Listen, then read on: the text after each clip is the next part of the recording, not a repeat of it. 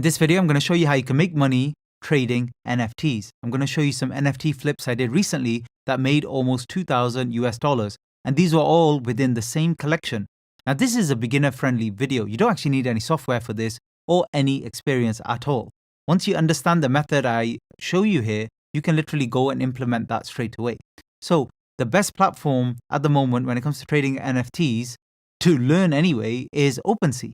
This is one of the older platforms, and this is where we get a lot of the Ethereum-based NFTs. I'm going to try and make it as simple as possible to understand. Now, on the homepage here on OpenSea.io, you have a list of trending NFT collections. So these are collections that have a bunch of NFT tokens that you can buy and then you can sell. And the particular one I traded recently was called Yoga Pets. And the reason I was interested in this particular one is very simple. I saw it on the trending tab here on OpenSea about a week or so ago. And at that time, the price was a lot lower. It was around the 0.4 ETH mark. So it's a great time to enter. But even then, the price had already been pumping. So here's the method.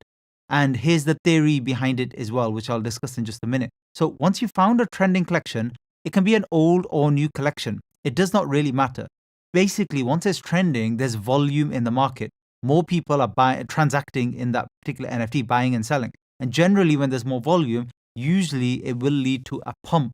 Basically, what that means is an increase in the price. And all we're doing is we're looking for a pullback in the price chart where we can either buy one or multiple of these NFTs. Let's quickly discuss the theory behind it. So let's say the floor price is here, so FP, and the bottom is time. So any new collection, after they mint, there'll be a certain price they mint for, and then it will start trading on a platform like OpenSea. And on OpenSea, that's basically where people can buy and sell at a particular price. So let's say that price is 0.2. And then the price can stay there because it depends how many NFTs there are in a collection, how many people are buying and selling. So it could stay there. But if there's more buyers than there are sellers, slowly what happens is the cheapest price for the NFT will creep up and suddenly it will be 0.3. And then it might stay there for a while. It may spike to 0.4 and come back down. It could do all sorts of stuff. Or it could just crash back down to 0.2 or even go lower than that too. So it could go in many different directions. Now, in a pumping collection, when there's volume, so these could be volume bars, and the volume is increasing, you usually find the price goes up. Then there's a pullback. And then usually if there's continuing volume in the correction and continuing interest in that collection, then the price can continue to go up from there. That's basically how it works. And all we're doing is very, very simple. We're doing a floor trade. I'll show you what that means in a minute. But basically, we're buying low and we're selling high and we're leaving. We're basically going to just sell in a day or two and we're going to move on with our profit to the next collection. That's all we're doing. And unfortunately, there haven't been as many opportunities earlier this year, but now we are seeing more interest in NFTs, older collections, but also new ones as well. But you have to be very, very careful because I personally don't think we're anywhere near a full kind of NFT bull market. So the way I would approach this, if you're brand new or you're experienced, is you have to be very, very selective in the collections with which you invest. So let me show you why I chose this particular one. So at the time I was having a look at this, I was clicking on the analytics tab. Again, no need for any fancy software for this particular type of trade. And what I saw here was the floor price was creeping up. It was creeping up high and then we got a pullback. So we had a few pullbacks along the way, and actually you can zoom out. You can make this first sale date or more than 30 days as well. So you can get a better idea of the trend over a period of time. And on this particular analytics page, you've got the floor price. That's the cheapest price of any NFT in this collection. So if you go back to items, you'll see that the cheapest one listed is 0.76. So that's what somebody is willing to sell that for. And if you buy this, then the cheapest is 0.78. Notice if I buy the first 8 or 9, automatically the floor price actually jumps to 0.825. So it goes up anyway with just a little bit of volume. So remember that. But remember, there's buyers and sellers. So as I'm buying this, there might be more people listing. So let's go back to the analytics and let's zoom out a little bit in terms of the time frame. And let's see what we can learn from the floor price. Now, this is a line chart, which sometimes makes it a little bit easier. And you can see how low the floor price was. Now, I had no idea about this collection when it was at 0.08. I wish I did, but I had no idea. It came on my radar when it started pumping. And when it was pumping and then pulling back, that's when I got involved. And it was actually later. It wasn't even then. It was later, around the 0.4, 0.45 mark. That pullback, that's when I got involved. And that's when there was serious volume coming in. And I've seen this pattern so many times before that it was not really a difficult trade. But remember, when you're investing in anything, including NFTs, there's absolutely no guarantees. And I'm going to show you exactly how you can protect yourself even if the trade doesn't go your way. So basically, that's what I was looking at. So I was looking at the volume going up, and you can see here the volume was going very, very high at that period when I was getting involved, which is a very, very good sign. Now, software is better here because the OpenSea analytics, even on OpenSea Pro, is not really the best. But anyway, the other thing I was looking at was activity. And what I noticed in real time, because the best trading decisions you can make with real time technical indicators, not lagging indicators, like what the volume was 2 weeks ago in this collection is not going to help you. But in real time, what I do is I click on sales, and then I quickly count manually how many sales there have been in the last hour. And then I click on listings, and I take off the sales tab. And then I want to know, in the same time frame, how many people are adding listings, especially listings at floor price. And the reason I do that is it starts to give me a rough idea of how much supply and demand there is. So just think about that for a minute. We have a floor price of 0.5, and there's many NFTs listed for 0.5. So we've got 3 here. So lots of NFTs listed at 0.5. Now, suddenly what happens is you get more people listing. So in the last hour, there's 10 more people who have listed for 0.5, 10 more people, 10 at 0.5. But there was one sale, so one of these gets knocked off. But how much are you left with? You're left with those 2 and another 10 all at floor price. And all those 12 people selling, they're going to get a little bit fidgety, and they're going to get nervous, and then they're going to start undercutting each other because they can't sell theirs. So then they're going to reduce the price to 0.4, 0.3, or what have you. And that's how floor prices fall. But if this was the opposite, if it was one new listing but 10 got bought up in that same hour, what do you think is going to happen to the floor price? Well, it's obvious. It's going to go up significantly and quickly. And then as it goes up, we don't know in the next hour or next day how many people are going to list. But what we do know is if there's volume in the market and clearly there's an imbalance between buyers and sellers, the floor price is only going in one direction. And that's what I saw. So how did I protect myself in this trade? Well, again, that's very simple too. With experience, you'll learn this. One of the best ways to protect yourself is this word here. I have no intention of, in this particular type of flip, which I call a floor flip, I have no intention of holding this for a long period of time. I'm looking to ride that little pump in trading volume and quickly sell, hopefully to 2x. So if I'm buying for 0.45, I want it to sell for 0.9. I couldn't quite get to that. I bought multiple of these, but I couldn't stretch to that because the price never really got there. So I had to sell for a little bit less. But that's okay too, still plenty of profit. But I want to get in and out of the trade in 1 to 2 days. Typically, I may wait longer if I'm already in profit and the trade is going well. But then I don't want to lose all my profit and it pull back. I don't care if it continues to run and I sold out too early, because when you bank profits, that helps build your trading account. So you should never be shy away from taking profits.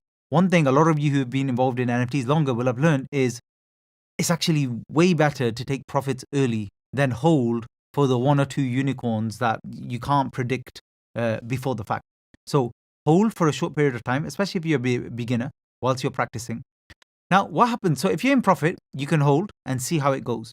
And if you have multiple, let's say you bought 3 of these or 4 of these, you can decide to sell one of them early for some profit. And you can then let the other 2 run and see how it goes. Now, what about the alternative? What if the floor price actually drops to 0.35 or something? Then you have a decision to make. After 1 day, if it's dropped, can I either take the loss, which is sometimes a very good thing, and take the 0.1 ETH loss, which is not nice, but at least you live to fight another day, or you can hold it a little bit longer if you think volume's still coming in. So you can do an assessment again of OpenSea. You can go back, have a look at the listings, have a look at the volume, see how many buyers and sellers are in the market, see if there's any new news about the collection, and make that decision and hold another day. But then I wouldn't wait longer than that, because this is the big problem with NFTs, especially in current market conditions. The big problem is you get the floor price pumping because the volume bars are going up, so there's more trading. But there's so little volume in the market anyway, it doesn't last long. The pump doesn't last long, and then it just dies off. And then nothing happens with the collection. And then who knows, in 2 months' time, Yoga Pets could be at 1.5, and everybody would be saying, Sajad, what were you doing? Like, if you just held, you would have made, 1.5 ETH. I've sold all mine, but if I held, yeah, maybe. But in that time of 2-3 months, how many more of these small flips could I have made where I'm almost 2xing my money on every single flip? Think about that. Especially if they're only taken a day or 2. Just drop in and out, and leave and carry on. That's how I approach it in this current market condition. Now, it's different when we're in a full-on bull market and you have a few potential new blue chips that you're going after, then sure, you can put some money aside and you can hold. But that's basically how it works. Now, what about target price? Like, how do you know when to sell? So let's discuss that. By the way, before I discuss that, in our NFT Wizards community, I am releasing videos as soon as I see opportunities like this, where I'm discussing the mindset, the approach, the actual strategy as well, and also my kind of entry price and potential target price. I'm discussing it in short videos for my community members. So if you hold a Wizard Pass NFT token, you can access this community and access that information. If you're interested, it's the link in the description below. We have our own collection page on OpenSea where you can purchase that particular NFT. So in this particular case, there's a few ways we can look at it. Like I said, there's a time frame. So you can wait a couple of days and kind of see how it goes. But there's a couple of strategies I've discussed before with my members. And the first one is looking at psychological stop points. So what do I mean by that? Basically, when floor price gets to certain levels like 1 ETH or 1.5 ETH, these are psychological levels where a lot of people think to take profits or keep an eye on it. It's a big deal for them, 1 ETH in this collection. So hence, what you should do is price just below it, 0.98 ETH. Now, why do you think that is? Why not just price it at 1 ETH? Well, if you've got 20 other people pricing at 1 ETH, then yes, the price might get there briefly, but then it will just fall back down because there's too many sellers at that price compared to the demand at that price. If you front run them at 0.98, you will definitely get your NFT sold before them. And then that way you can bank the profits and move on. And so what if it goes up a little bit more? That's life. But more than likely with these psychological points, you get a lot of resistance there where price actually pulls back anyway. And you don't know if that's the top and then things are just going to head back down. This is the problem, especially with NFTs and low trading volume. The other trick is looking through the item list. So let's do that. So basically click on items. Now, obviously the price has changed compared to when I was selling, but basically this is how I do it. So I look to see what people are selling for. And I look to see if there's natural gaps where if you get a few quick sales, a lot of these will get cleared and then there's a massive gap before the next one. And I look to position myself just before the next gap. So not really a great example here, but I can see here a lot of people, if you see here, 0.88 is a popular number. Again, it's kind of psychological. A lot of people list in there and then you suddenly got 0.9, but then you got 0.95. So there's a bit of a gap. So if you think we're heading to 1 ETH and look how many people are listing at 0.95. So you see what I mean, psychological levels. So I would list that 0.945 just before to make sure mine gets sold, just before this next batch, rather than 0.91 because I'm making an extra 0.05 ETH by doing nothing because there's nobody else in between these two, if that makes sense. So after somebody's bought this one here, let me just mark it. After somebody's bought this one, the next one they're buying is this one. So if I price it for 0.94 or 0.91, it's the same thing in theory. But I'd rather price it at 0.94 because I'm just going to make more ETH. Simple as that. Or you can go a level lower here and again do the same thing. Look for gaps. A lot of people listing at 0.84, 85. So you can see people have thought the same thing. They're listing a little bit lower, but you can undercut them a tiny bit. And it could be by just literally 0.001 ETH. You're undercutting them. But even then, yours would come first before theirs if somebody's looking to buy. And that's another way you can kind of work out a natural target price. It gets very complicated after that, so I don't want to go into too much detail, but there's about 2 or 3 other ways you could do it as well.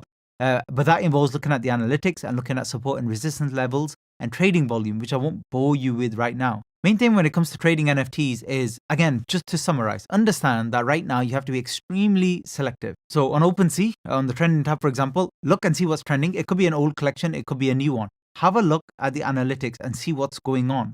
Review it and come up with some sort of strategy and plan and stick to that plan and make sure if it's not working or it's not in your favor, you just kind of move on and just leave it. And you may only, at the moment, there may only be 1 or 2 opportunities, really good ones, every single week, and that's all. But that's okay for now, because once we're in full bull market mode, there'll be multiple every single day and it will get a hell of a lot easier. And the next thing, if you've got more experience and you're confident, consider buying multiple in the same collection so you can always sell one for some profit and then carry on. But if you're nervous, only buy one. And better buy one that's a cheaper floor price so it doesn't dent your the trading account too much if it doesn't go in your direction. Let me know in the comment section below where you are in your NFT journey and what your experience has been trading NFTs, especially this year. Thanks for listening.